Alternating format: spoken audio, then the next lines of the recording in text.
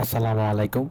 আমরা অনেকেই বাইক চালাই, কিন্তু আমরা বাইকের মাইলেজটা এমন রাখতে পারি না বা হিসাব করতে জানি না। তো অনেকেরই এই সমস্যা, বাইকের মাইলেজ কত বা কত পাচ্ছে সেটা আমরা ধরতে পারি না। তো এখন আমি আপনাকে একটা অ্যাপ দেখাবো। এই অ্যাপের মাধ্যমে সহজেই বাইকের মাইলেজ আমরা হিসাব রাখতে পারবো এবং খুব সহজে আপনার বাইকে অনেক কিছু জানতে পারবেন। ফুল সম্পর্কে খুব সহজেই বাইকের মাইলেজ সম্পর্কে এখানে ধারণা পাওয়া যায়।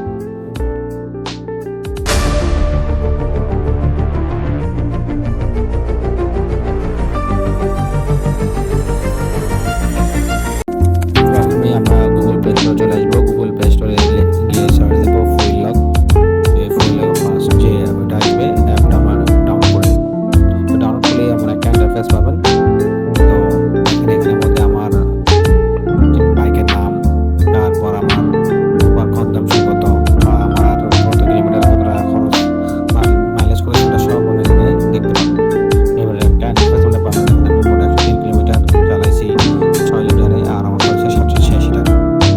তো প্রথমে আপনারা তেল ভরে নেবেন। তেল ভরার সময় আপনার কারেন্টটা দিবেন।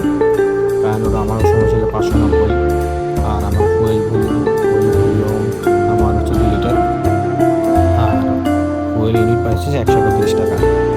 এটা দিলেই আপনার একটা হিসাব হয়ে যাবে।